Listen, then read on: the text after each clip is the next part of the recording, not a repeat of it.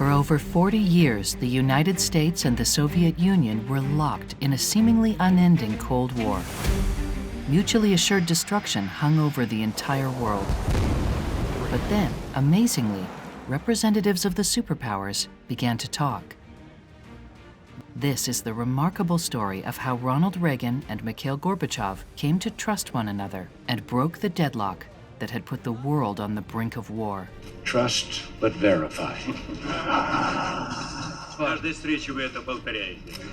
You repeat that at every meeting. And how a new kind of diplomat with a new idea brought them together.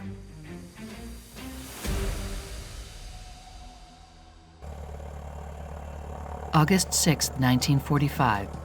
High above the Japanese city of Hiroshima, the American superfortress Enola Gay opens its bomb bay doors.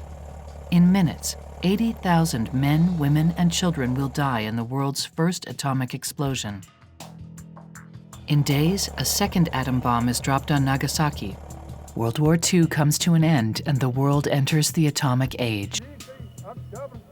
Despite the Allied victory, Russian expansionism in Eastern Europe and America's policy of containment, a policy to prevent the spread of communism, will pit the world's two dominant superpowers against one another in a political and ideological battle to be known as the Cold War. An indirect war where deterrence keeps one party from directly attacking the other. After World War II, we thought we were done for a while, but within a very, very short time, the Iron Curtain came slamming down across Europe. The Iron Curtain was the political, military, and ideological barrier erected by the Soviet Union after World War II to seal off itself and its dependent Eastern and Central European allies from open contact with the West. This tense atmosphere soon gives rise to an arms race, where the threat of nuclear war is very real. It was a dangerous time. A lot of suspicion, a lot of hostility. An atmosphere of suspicion and intrigue dominates, and the two superpowers enter into a standoff called détente.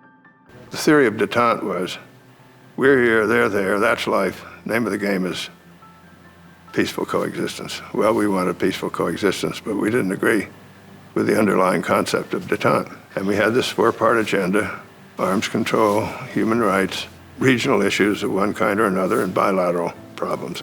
По самому простому вопросу. On the simplest issues, no one wanted to yield an inch, a millimeter.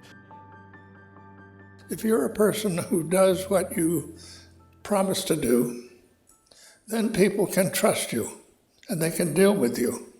You know, if you're on the moral high ground, be clear and sharp and demanding. And sometimes if you catch people a little off guard, they'll do what you want them to do. George Shultz would be a different kind of diplomat.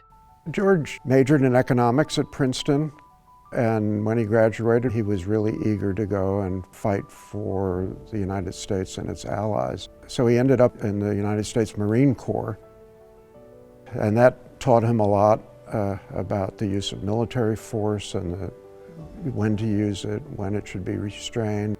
And then when the war ended, he ended up accepting an offer to become a PhD student in economics at MIT.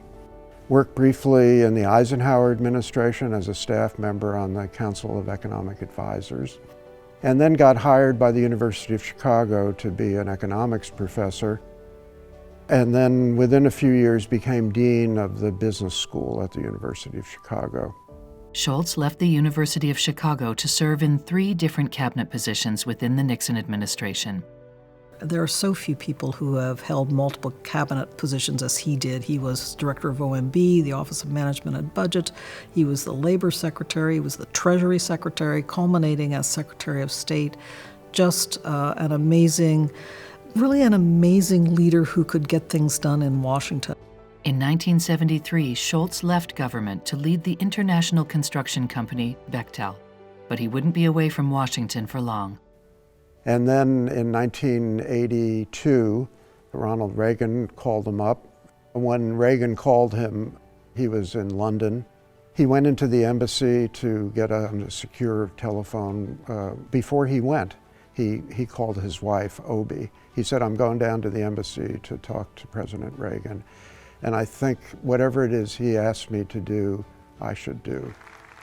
If the president asks you to do something and you feel you are reasonably competent to do it, then I feel as though you have a duty to serve. So help me God. Congratulations. Mr. President, I thank you. You have done me a great honor, and I recognize fully the responsibilities placed upon me. The Oval Office is like magic. I never ceased being thrilled whenever I entered the White House, or the Oval Office in particular, even though I went many times. He always sat at his chair at the desk, and I always sat beside the desk on the right-hand side. And we talked about issues by mutual agreement. That practice helped me a great deal because I came to understand Ronald Reagan. They shared a sense of horror at the prospect of nuclear war. If you actually sit down and start thinking about the consequences of an all-out nuclear war, it's beyond comprehension. The official estimates that the United States Defense Department developed during the Cold War was that if there had been an actual all-out nuclear war between the United States and Soviet Union, over 100 million Americans would have been killed and well over 150 million Soviet citizens. Think about that. I mean, it's basically the destruction of the two countries. And that's why George Shultz and President Reagan came to the notion that we need to begin now to reduce and eliminate nuclear weapons and move as far away as we can from this balance of power, balance of terror, that it's a stable balance, but it is a terrifying balance. When Shultz came into the job as Secretary of State in '82, things were extremely tense.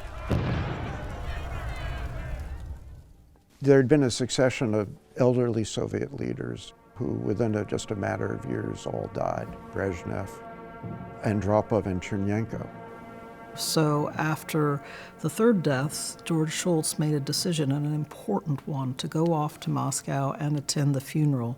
And it was in the midst of that funeral ceremony and all the events around it that he was able to make first contact with Gorbachev. I remember saying when we got back to the people in our delegation, the vice president and others, that this is a very different kind of Soviet leader than anybody we've engaged with before.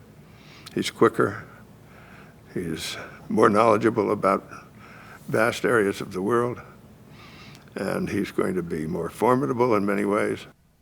George was great at making friends, and it was a skill he put to work very effectively, as Secretary of State. And he would often say, trust is the coin of the realm. He quickly established a good rapport with Gorbachev. I knew the Soviet leaders because when I was Secretary of the Treasury earlier, I had met with them and done a lot of negotiating with the Soviet leaders. And I began to see this man is dying to interact with these people and try to work them over in his way of thinking. Gorbachev was motivated because he knew they needed to do something or the Soviet Union would become a failing state. In an effort to keep pace with the Americans, the Soviets had poured billions of rubles into their weapons programs. Decades of such spending had taken a heavy toll. The Soviet economy was in a stupor. The standard of living was just terrible. I can't tell you what it was like. There were no fresh vegetables to be had. You would go to the home of a Soviet citizen for dinner, and they would serve cabbage and potatoes. Their televisions didn't work. They had no access to free flow of information, and they were spending huge amounts of money on defense. Shultz sees enormous potential if Reagan and Gorbachev could meet face to face. He signals to the Soviets that the Americans are open to discussions about a reduction in nuclear arms. The Russian Minister of Defense, Eduard Shevardnadze, agrees, and Shultz suggests holding the summit in Geneva. We will meet with the Soviets hoping that we can agree on a way to rid the world of the threat of nuclear destruction.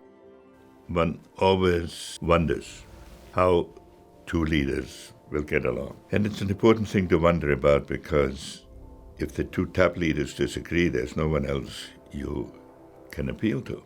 I went back to my delegation after the first one-on-one, and my delegation members asked me, "What's your impression of Reagan?" And I said, "He's a real dinosaur." And then we learned that Reagan was asked the same question by his delegation, and he said, "Gorbachev is a die-hard Bolshevik." Reagan invites the Soviet leader for a walk. They're very different people, but they came to have a respect for each other. And when he came back from that, they walked into the room where the rest of us were, and they announced, and Reagan announced, that they'd agreed on the next summit is going to be in Washington. Our cooperation, our respectful attitude towards each other, assumed that we would talk very candidly, very frankly, and the Americans did that too. Shultz often said that one must take the time to listen and understand the opposing side. It wasn't just about talking candidly and respectfully, it was also about listening. Being a good diplomat is all about people skills. It's all about being able to suss out your counterpart at the negotiating table.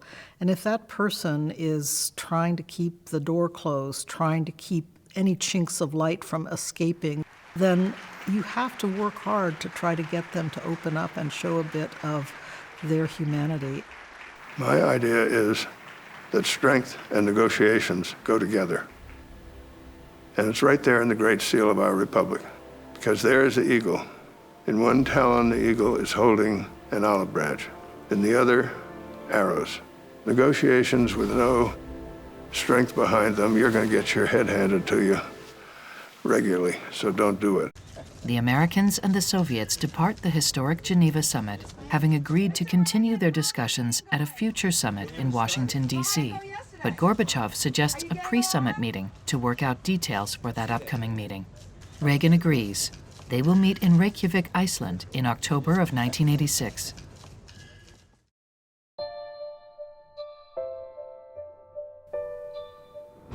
The story of Reykjavik is really remarkable. The two men arrived, I think, with very different expectations. When Reagan walked in the room, the first sign of what was going to happen was in comes Gorbachev lugging this briefcase full of papers, which he proceeds to unload onto the table.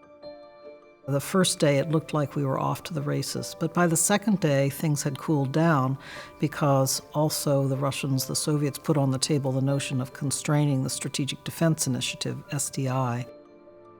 Reagan had developed this defense strategy based on a new technology, and it was to be a space-based missile defense system.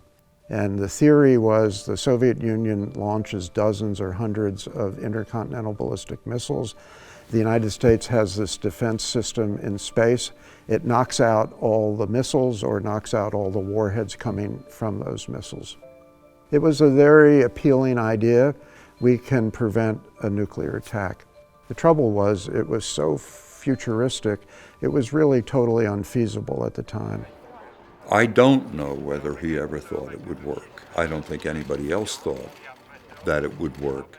But I do know that he thought, and he was very quick to pick up on the fact that Gorbachev was terrified by the thought of SDI. And why was Gorbachev terrified?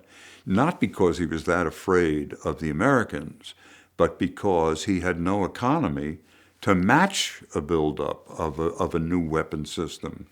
Mr. President, have you made any real progress, sir?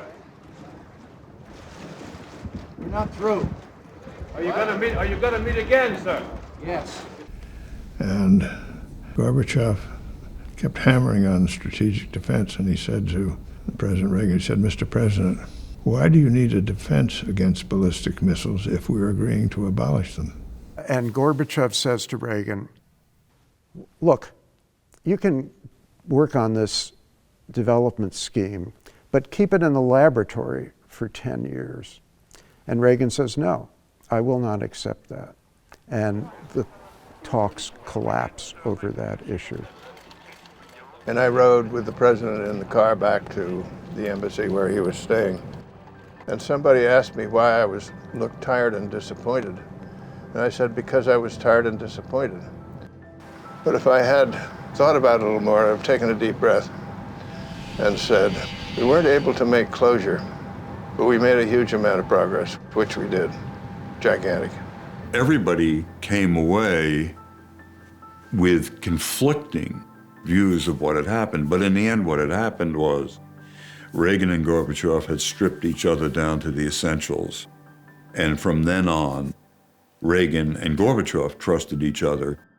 The trust and respect that Ronald Reagan and Mikhail Gorbachev had begun building in these summits would become the essential component in achieving their ultimate shared goals of nuclear disarmament. In many ways, the Reykjavik summit set the stage for big steps going forward, but I think of Reykjavik as opening the door to those later accomplishments. Years later, George Shultz would ask Gorbachev exactly when he thought the Cold War ended. The Soviet leader would answer back with one word: Reykjavik.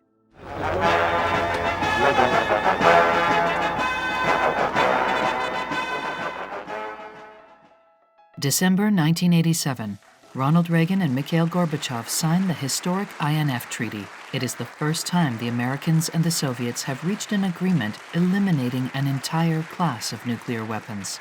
By May 1991, the U.S. and USSR had eliminated 2,692 missiles, and both had agreed to 10 years of on-site verification inspections. It's four people. It's Mikhail Gorbachev, his foreign minister, Edward Shevardnadze, President Ronald Reagan, and Secretary of State George Shultz.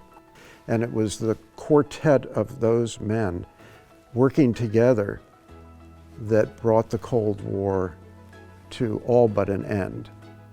Perhaps Shultz's genius was recognizing that the Soviet Union was ready to surrender. No one else believed that. The legacy of George Shultz, I think the simplest way to put it, is the end of the Cold War. I think that it probably wouldn't have been possible without George Shultz. George Shultz was an amazing American leader who could get things done in Washington, and that is no mean feat. But on top of that, there is his humanity and his real ability to connect with people and to make things happen because of the way he connected with people and brought them into his circle. George Shultz retired as Secretary of State in 1989. Until his death at age 100 in 2021, he continued to speak out for the reduction and eventual elimination of nuclear weapons, advocating for the moral high ground of diplomacy. By listening to the other side, by building a relationship of trust, Shultz helped end the Cold War.